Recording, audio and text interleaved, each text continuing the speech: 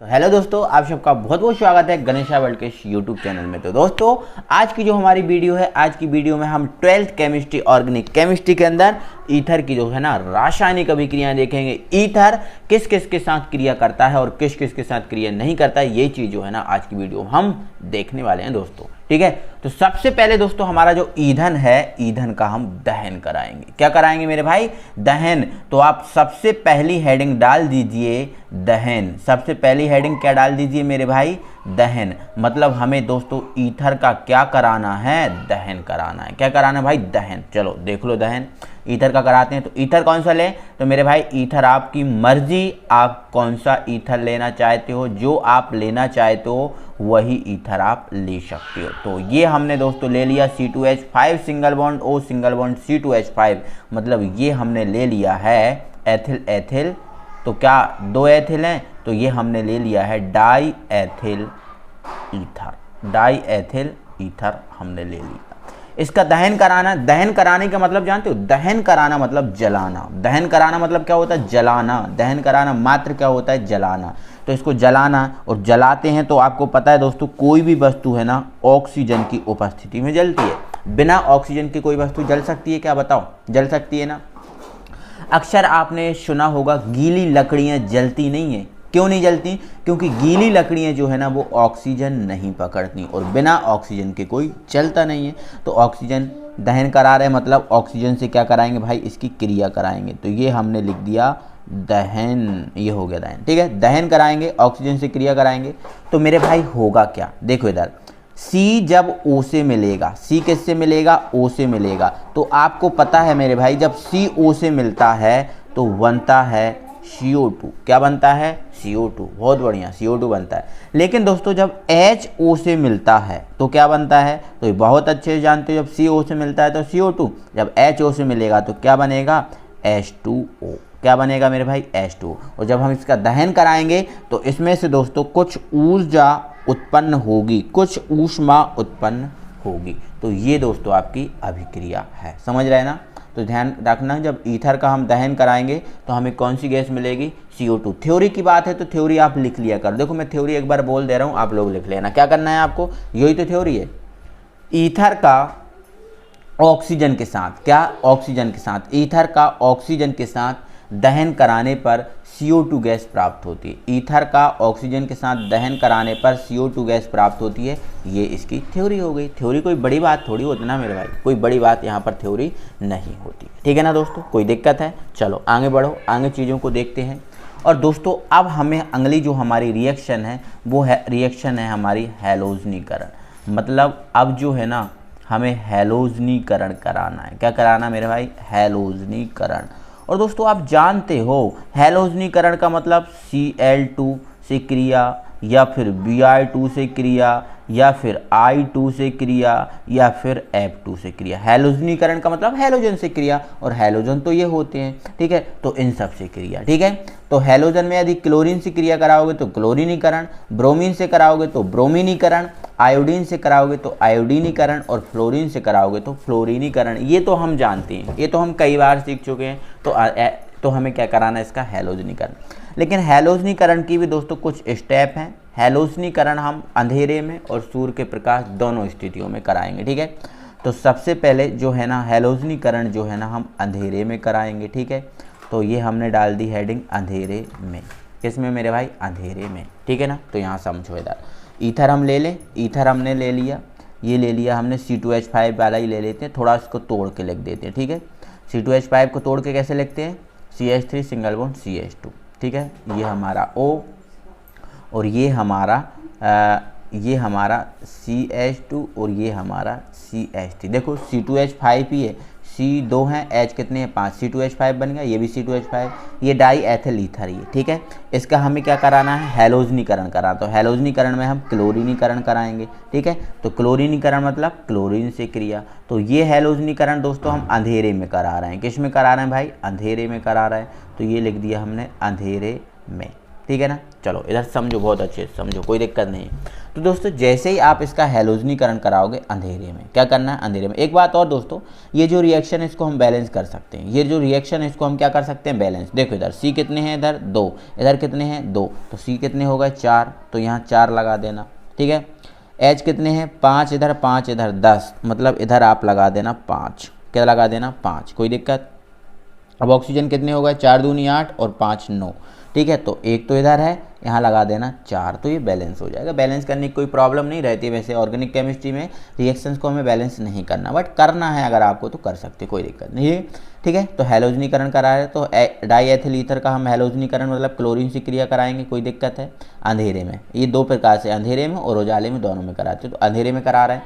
तो जैसे ही हम इसका अंधेरे में क्या कराएंगे हैलोजनीकरण, हैलोजन से क्रिया कराएंगे, तो मेरे भाई होगा क्या, देखो यहाँ पर होगा क्या, समझना है अच्छे से। तो दोस्तों यहाँ पर आपको जो दिख रहा है ना H, एक H दिख रहा है इधर और एक H इधर दिख रहा है। चाहो तो दोस्तों आप क्या कर सकते हो, इनका जो H2 ना लिख के एक H इनका आप ओपन कर लेना, क्योंकि हमारी सुविधा के लिए हम कैसे भी कर सकते हैं, क्लियर है। तो यहाँ पर ये 2H दिख रहा है, 2H 2Cl के साथ क्या बना लेंगे 2HCl, तो ये बन गया 2HCl। इसके हम 2 अणु ले लेंगे, मतलब 4 Cl होंगे हमारे पास, तो 2 Cl दोनों H के साथ 2 HCl बना लेंगे। अब 2 Cl जो बचे हैं, दोनों Cl एक इधर और एक इधर जुड़ जाएगा, मतलब इस कंडीशन में हमारा ये CH3, ये हमारा है CH, क्या है CH, इधर क्या जुड़ा है H, ये क्या है O, इधर क्या है CH, इधर क्या है CH3, इधर आपका एक Cl आपने इधर जोड़ दिया, एक इधर जोड़ दो, तो ये आपका Cl, क्लियर है, ये CH3 है, ठीक है। तो अब क्या बन गया, देखो यहाँ पर सॉरी दोस्तों मिस्टेक हो गया मेरे से, 2 Cl हैं, 2 Cl जुड़ेंगे, एक इधर और एक इधर जुड़ेगा, तो एक Cl आपका ये जुड़ गया, एक Cl आपका ये जुड़ गया और एक Cl इधर जुड़ गया, 4 थे ना, 2 H के साथ बाहर हो गए और 2 यहाँ जुड़ गए। समझ में आ रहा है ना आपको कि नहीं आ रहा, ठीक है। अब यहाँ पर हमारे पास कितने क्लोरो हैं, 2 क्लोरो, ठीक है, और एथिल भी बना है ना, और ईथर भी है, तो 2 क्लोरो हो गए, इसलिए हम क्या लिख देंगे डाई क्लोरो। अब एथिल हमारे पास, ये एथिल और ये एथिल, देखो H तो केवल बैलेंस के लिए लगा होता है, H किसके लिए लगा होता है बैलेंस के लिए, ठीक है। तो लेकिन अब 2 क्लोरो आ गए तो डाई क्लोरो, और ये हमारा एथिल और ये हमारा एथिल, तो डाई एथिल और ये O लगा है, मतलब क्या है ईथर, ठीक है ना। तो ये ऐसा बन गया die chloro die ethyl ether, समझ में आपको आया। तो आपकी थ्योरी अगर लिखना है तो थ्योरी क्या लिखोगे मेरे भाई, डाई एथिल ईथर का अंधेरे में क्लोरीन से हैलोजनीकरण कराने पर, डाई एथिल ईथर का अंधेरे में क्लोरीन से हैलोजनीकरण कराने पर die chloro die ethyl ether प्राप्त होता है। सिंपल प्रोसेस है, सिंपल बात है, समझ गए ना, कोई दिक्कत नहीं है ना मेरे भाई। चलो आगे बढ़ते हैं, आगे चीज़ों को हम क्लियर करते हैं। तो अभी हमने अंधेरे में कराया, किस में कराया मेरे भाई अंधेरे में। अब दोस्तों हम क्या करेंगे उजाले में कराएंगे, किस में कराएंगे मेरे भाई उजाले में। तो आओ चीज़ों को जान लो, और उजाले में इसका क्या कराओ हैलोजनीकरण कराओ, और उजाले का मतलब सूर्य प्रकाश में, ठीक है। तो यहाँ पर लिख देंगे हम दोस्तों सूर्य प्रकाश की उपस्थिति में, सूर्य प्रकाश की उपस्थिति में। दोस्तों वीडियो अच्छा लग रहा है तो एक बार वीडियो को लाइक कर दो मेरे भाई, ठीक है। आपको देखो मैं पेन कॉपी, कुछ बच्चों की डिमांड थी कि सर पेन कॉपी पे पढ़ाओ, तो मैं पेन कॉपी पे कुछ दिन के लिए पढ़ा रहा हूँ, आप टेंशन मत लेना। और अगर अच्छा लग रहा है तो मुझे ये भी बताना कि सर हाँ हमें पेन कॉपी पे अच्छा लगता है, या जो भी प्रॉब्लम है वो बताना, ठीक है। चलो तो इतना से समझ गए दोस्तों, कोई दिक्कत है। चलो अब सूर्य के प्रकाश की उपस्थिति में हम क्या करा रहे हैं हैलोजनीकरण, ठीक है। तो यहाँ पर देखो यही हमारा तरीका है, C2H5 single bond O single bond C2H5 हैलोजनीकरण करा रहे हैं, मतलब क्लोरीन से करा रहा है। और ये है ना हम सूर्य प्रकाश में करा रहे हैं, मतलब एरो के ऊपर लिख देंगे हम सनलाइट, क्या लिख देंगे सनलाइट। एनी प्रॉब्लम, ठीक है, दिक्कत नहीं है ना मेरा, दिक्कत नहीं है ना, ठीक है। अब यहाँ देखो दोस्तों, यहाँ पर समझना, जब मैंने अंधेरे में इसका हैलोजनीकरण कराया था तो केवल एक एक H बाहर गया था, केवल एक एक H बाहर गया था। जब अंधेरे में हमने हैलोजनीकरण कराया था तो एक H इसका एक H इसका बाहर गया था। लेकिन दोस्तों जब उजाले में मतलब सूर्य के प्रकाश में हैलोजनीकरण कराएंगे तो जितना H दिख रहा है इसका पूरा का पूरा H बाहर चला जाएगा, पूरा का पूरा H क्या चला जाएगा मेरे भाई बाहर चला जाएगा। जब उजाले में सूर्य प्रकाश में हम क्या कराएंगे इसका हैलोजनीकरण कराएंगे। क्या कराएंगे? हैलोजनीकरण। तो यहाँ पर कितने H हैं? 5। यहाँ पर कितने हैं H? 5। तो 5 और 5 10 के 10 H कहाँ चले जाएंगे? बाहर, है ना। तो मतलब दोस्तों हमें इसके 20 अणु लेने पड़ेंगे। कितने अणु लेने पड़ेंगे? 20, सॉरी 10 अणु लेने पड़ेंगे, तो ये 20 बन जाएंगे। 10 दूनी 20। तो 10 Cl क्या करेंगे? 10 H को बाहर कर देंगे और बना देंगे 10 HCl, बन गया। अब 10 Cl बचे तो 5 इधर जुड़ जाएंगे, 5 इधर जुड़ जाएंगे। तो मतलब ये बन जाएगा हमारा C2, हाँ C2Cl5, ठीक है, single bond O, C2Cl5 single bond O, यहाँ पर C2Cl5। अब ये क्या बन गया सर? ये क्या बन गया? तो मेरे भाई इसे हम बोलते हैं पर क्लोरो। क्या बोलते हैं? देखो 5 क्लोरो हैं, इसलिए हम इसको बोलेंगे, चाहे तो पेंटा क्लोरो बोल सकते हो। 5 को पेंटा बोलते हैं ना, पेंटा बोल सकते हो। तो पेंटा क्लोरो, अब एथिल तो है, ये 2 कार्बन है मतलब एथिल तो है ही। तो पेंटा क्लोरो डाई एथिल, 2 ईथर है, डाई एथिल ईथर, ऐसा बोल सकते हैं, ठीक है। तो इसको मैं यहाँ लिख दे रहा हूँ इसका नाम, ठीक है, फर क्लोरो डाई एथिल और ये आपका ether, die ethyl ether, clear. या फिर पेंटा क्लोरो डाई एथिल ईथर, जो भी बनाना है ना। तो ये आपका हैलोजनीकरण। समझ में आया दोस्तों? समझ में आया दोस्तों? देखो मैंने एक एक चीज़ बताई। जब अंधेरे में कराएंगे तो केवल एक H जाएगा, लेकिन उजाले में कराएंगे तो पूरे के पूरे H बाहर चले जाएंगे। समझ आ गया आपको? कोई दिक्कत है? चलो, अब ये आपका हैलोजनीकरण आपका समझ में आ गया, आपका पूरा क्लियर हो गया। अब हम चीज़ों को बढ़ाते हैं आगे, और अब हम दोस्तों क्या कराएंगे? अब हम क्या कराएंगे दोस्तों? निर्जलीकरण कराएंगे। क्या कराएंगे? निर्जलीकरण। तो आप दोस्तों अपनी कॉपी में हेडिंग क्या डाल सकते हो? आप अपनी कॉपी में हेडिंग डाल सकते हो निर्जलीकरण, ठीक है,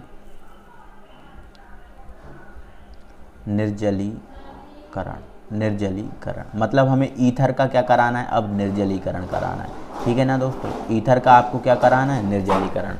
निर्जलीकरण, ठीक है। तो यहाँ पर आप समझो, टेंशन मत लेना, ठीक है। निर्जलीकरण, तो यहाँ पर ये रहा हमारा CH3 और ये रहा हमारा CH2 और ये हमारा O और ये हमारा CH2 और ये हमारा CH3।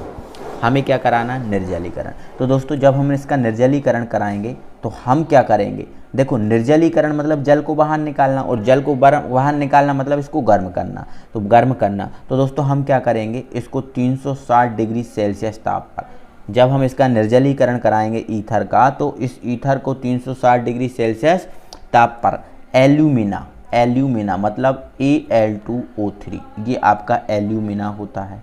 क्या होता है? एल्यूमिना। Al2O3 क्या होता है? एल्यूमिना।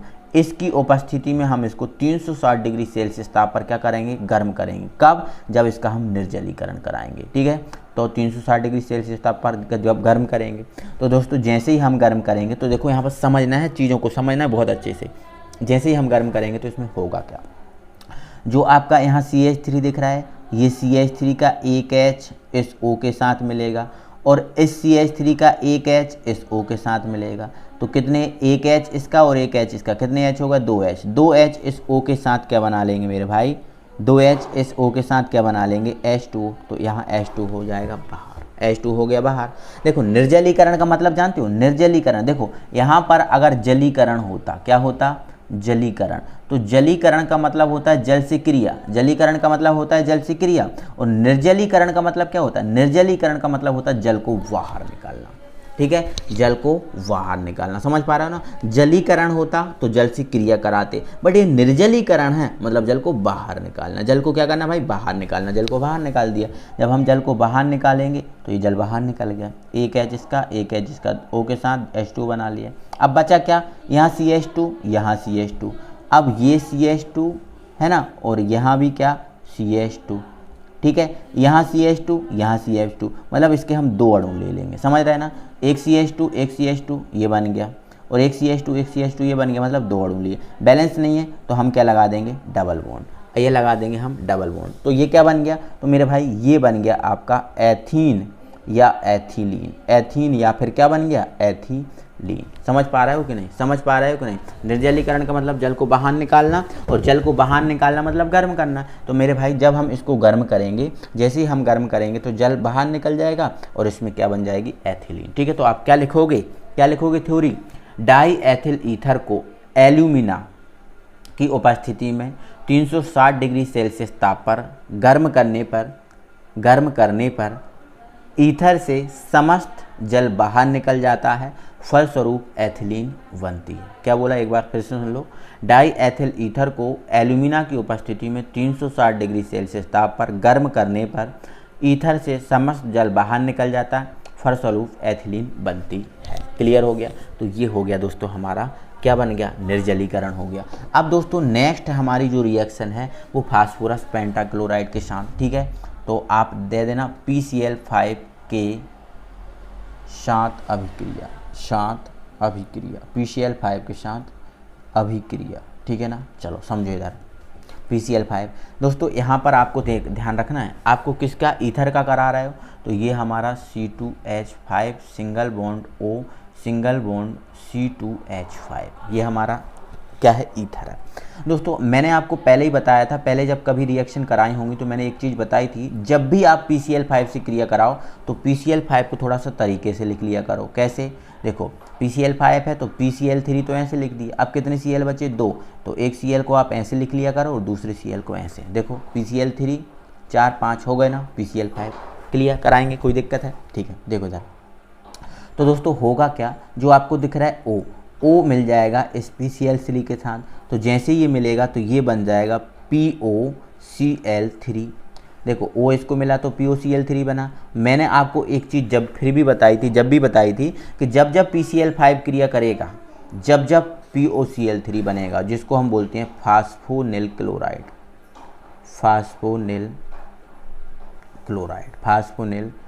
तो ये बन गया फास्फोनिल क्लोराइड। एनी प्रॉब्लम, ठीक है।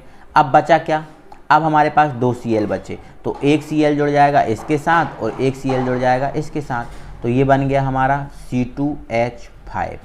एक इसके साथ जुड़ेगा तो ये हमारा Cl, अब इसके साथ जुड़ जाएगा तो C2H5Cl, मतलब हमें C2H5 के कितने अणु मिल जाएंगे, 2 मिल जाएंगे। ठीक है, जो आपका एथिल क्लोराइड होगा। तो ध्यान रखना, जब आप ईथर की फास्फोरस पेंटाक्लोराइड के साथ अभिक्रिया कराते हो तो आपको क्या प्राप्त होता है, एथिल क्लोराइड प्राप्त होता है। समझ गया ना मेरे भाई, बहुत अच्छे से, कोई दिक्कत नहीं है ना, किसी प्रकार की दिक्कत होनी नहीं चाहिए। अगर हमारे साथ जुड़े हो तो भाई दिक्कत तो होनी नहीं चाहिए। ठीक है, कोई दिक्कत है, थ्योरी आपको लिखना आती है, आप लिखते जाओगे, समझते जाओगे। ठीक है, अब हम आगे बढ़ते हैं।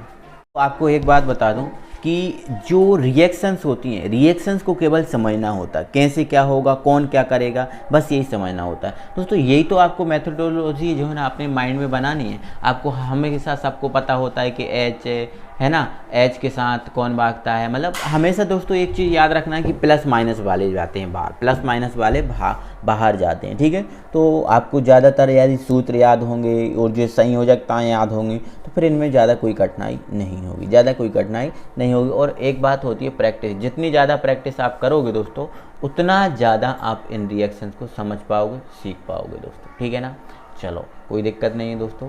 ठीक है, आगे बढ़ाते हैं और हम ऑक्सीकरण कराते हैं। तो दोस्तों ऑक्सीकरण हम 2 प्रकार से कराते हैं। ठीक है, देखो ऑक्सीजन या फिर हम 2 या ज़्यादा प्रकार से भी कराते थे। ठीक है, तो सबसे पहले तो दोस्तों हम वायु द्वारा कराएंगे ऑक्सीकरण। किसके द्वारा कराएंगे, वायु द्वारा। किसके द्वारा, वायु द्वारा। तो समझो दोस्तों, ये हमारे पास डाई एथिल ईथर है, C2H5 single bond O single bond C2H5। ठीक है ना, ठीक है। इसका हम क्या करा रहे हैं, ऑक्सीकरण करा रहे हैं। तो ये ऑक्सीकरण, और ये ऑक्सीकरण हम किसके द्वारा करा रहे हैं, वायु द्वारा करा रहे हैं। तो एरो के ऊपर लिख दिया हमने वायु। ठीक है, तो दोस्तों जैसे ही हम वायु द्वारा इसका ऑक्सीकरण कराएंगे तो देखो दोस्तों क्या होगा, ये O मिल जाएगा इसके साथ, ये O मिल जाएगा इसके साथ, और C2H5 हमारे कितने हैं, 2 हैं। तो ये क्या हो जाएगा, C2H5 का होल ट्वाइस O2 बन जाएगा। देखो C2H5 कितने हैं, 2, और O भी कितने हो जाएंगे, 2, एक इधर और एक इधर, तो C2H5 का होल ट्वाइस O2 बन जाएगा। C2H5 का होल ट्वाइस O2 बन जाएगा। समझ गए ना। और ये क्या होता है हमारा, तो ये हमारा होता है एथिल परऑक्साइड।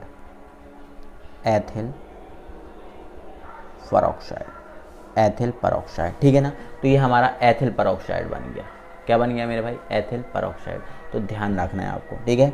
तो जब वायु द्वारा हम क्या कराएंगे, इसका ऑक्सीकरण कराएंगे तो हमें एथिल परऑक्साइड बनेगा, एथिल परऑक्साइड प्राप्त होगा, ठीक है। इसी प्रकार दोस्तों यदि हम ओजोन द्वारा, ओजोन मतलब क्या होती है O3, ओजोन क्या होती है O3, तो O3 द्वारा भी हम इसका यदि ऑक्सीकरण कराएं, देखो इधर C2H5 सिंगल बॉन्ड O और सिंगल बॉन्ड C2H5, इसका हम ओजोन द्वारा क्या करा रहा है, ऑक्सीकरण। तो ऑक्सीकरण हमारा तो वही होता है, और किसके द्वारा करा रहा है, ओजोन। तो एरो के ऊपर हम क्या लिख देंगे, ओजोन, क्या लिख देंगे, ओजोन, ब्रैकेट में लिख देना आप O3, ये ओजोन है, ठीक है ना। तो जैसे ही हम ऑक्सीकरण कराएंगे तो ये फिर से सेम प्रोसेस होगी, O इस O के साथ मिलेगा, C2H5 2 हैं तो ये हमें मिल जाएगा C2H5 का होल ट्वाइस 2 है, और O हमें मिल जाएंगे 2, तब भी हमें क्या प्राप्त होगा, एथिल परऑक्साइड। कहने का मतलब ये है मेरे भाई कि जब हम ईथर का वायु द्वारा या फिर ओजोन द्वारा, इन दोनों के द्वारा हम क्या कराएंगे, ऑक्सीकरण कराएंगे। वायु द्वारा कराएं या फिर ओजोन द्वारा कराएं, दोनों द्वारा यदि हम ऑक्सीकरण कराएंगे तो हमें एथिल परऑक्साइड ही दोनों कंडीशंस में प्राप्त होगा, दोनों कंडीशंस में हमें प्राप्त होगा। क्लियर हो गया, ठीक है। तो ये चीज़ें आपको याद रखनी है दोस्तों, ये चीज़ें आप याद रखोगे, ओके। चलो आगे बढ़ेंगे दोस्तों, और आगे दोस्तों तीसरा एक और ऑक्सीकरण की मेथड होती है जो हमें कराना है पोटेशियम डाइक्रोमेट द्वारा, ठीक है।